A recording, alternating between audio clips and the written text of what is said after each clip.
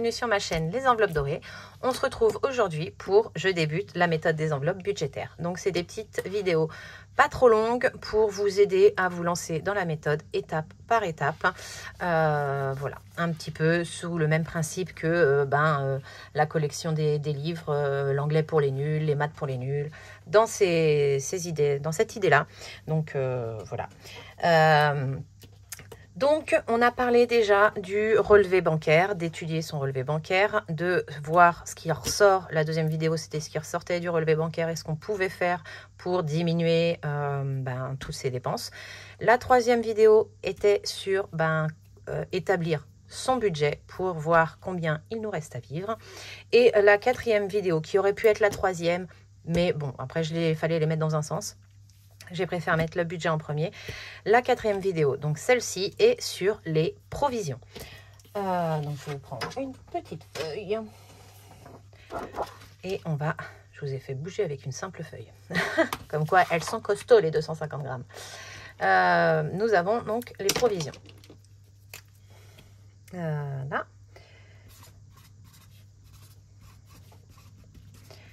Et les provisions, c'est quoi ? Alors, les provisions, c'est en quelque sorte, c'est une partie de vos charges et une partie de ce que vous allez avoir à payer autre que vos charges. Donc déjà, il y a les provisions à l'année ou au mois. Soit vous êtes mensualisé et donc là, c'était dans la vidéo d'avant, vous avez déjà toutes vos charges fixes qui sont prévues. Soit vous payez votre eau à l'année, vos impôts à l'année. Donc ça va rentrer dans les provisions. Donc c'est les provisions de charge. Provisions de charge.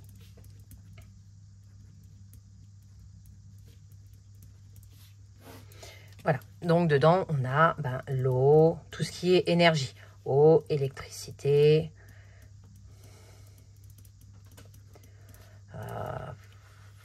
Voilà, tout ce qui est gaz, si vous êtes au gaz, enfin voilà, tout ça. Ça, c'est l'énergie.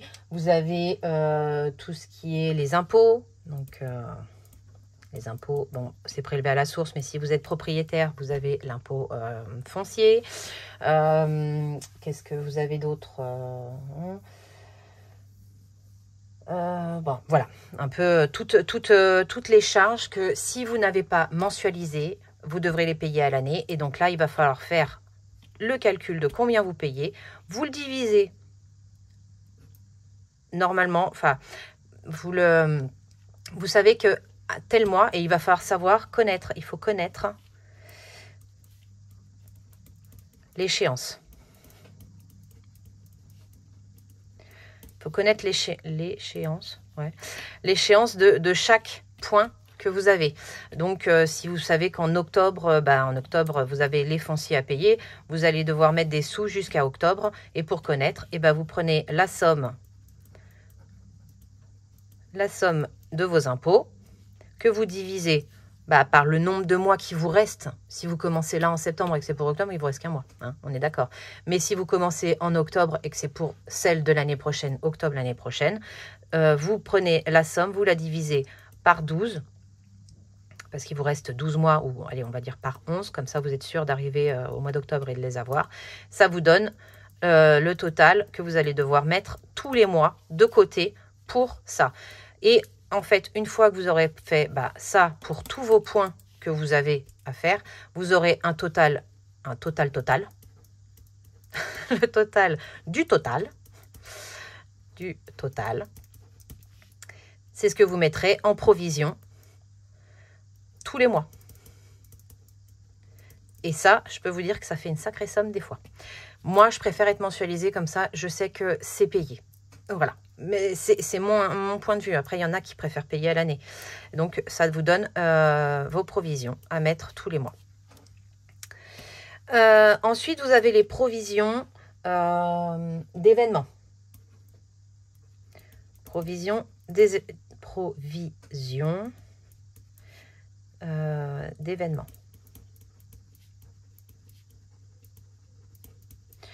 Qu'est-ce qu'on a là-dedans? Là-dedans, on a tout ce qui est fêtes et anniversaires. On a les fêtes religieuses. Attendez, parce que je ne sais pas écrire et parler en même temps. Les anniversaires, les fêtes religieuses, Noël, l'Aïd, Shabbat, je ne sais pas si on se fait des cadeaux. Enfin, voilà, religieuses.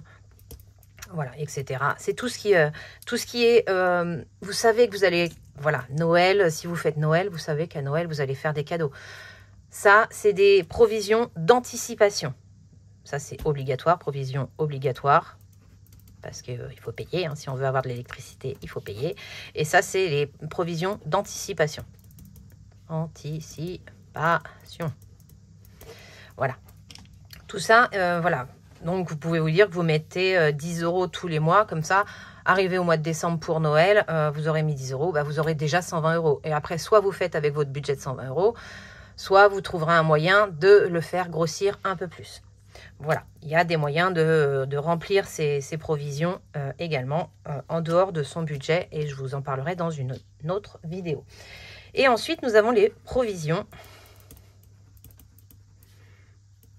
de sécurité.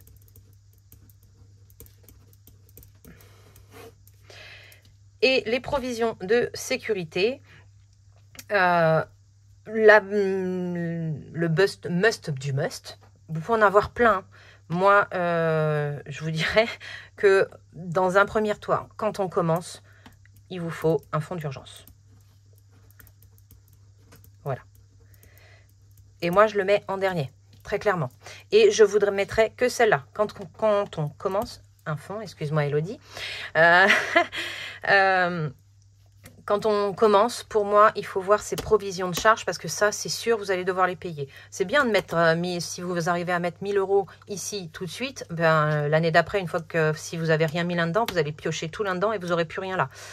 Donc, pour moi, dans cet ordre-là, vous avez les provisions de charges obligatoires. Ensuite, vous avez les provisions d'événements pour anticiper. Et après, petit à petit, il va grossir. Peu importe le temps que ça prendra, il grossira. Ce sera votre fonds d'urgence où vous y mettrez, vous pouvez mettre 10 € pareil par mois.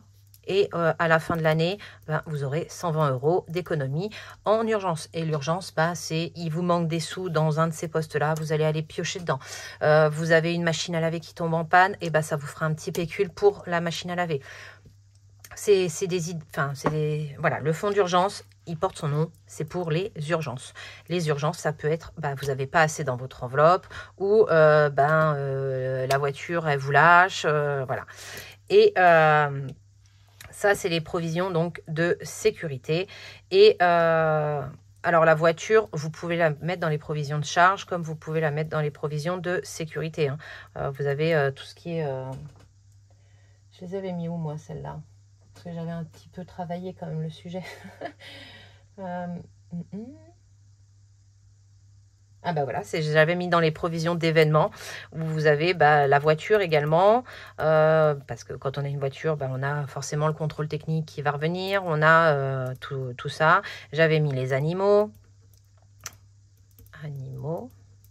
voilà, le sport.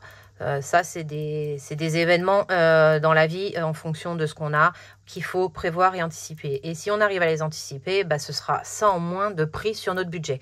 Parce que si on n'arrive pas à les anticiper, on sera obligé de les prendre dans notre budget, ce qui nous fera un reste à vivre moindre. Voilà. Donc ça, j'avais bien mis fonds d'urgence et sécurité tout seul. Voilà pour les provisions. Et une fois que vous aurez établi vos provisions, on pourra voir ce qu'on fait de notre reste à vivre, ce qui sera donc la prochaine vidéo. Je vous souhaite une excellente journée. J'espère que vous avez... non, j'espère rien. Si vous avez des questions, voilà, c'est ça. Si vous avez des questions, n'hésitez pas à m'en poser. Je pourrais y répondre dans les commentaires, sur Instagram, par mail, avec plaisir. Je vous fais des gros bisous et je vous souhaite une excellente soirée. Bye!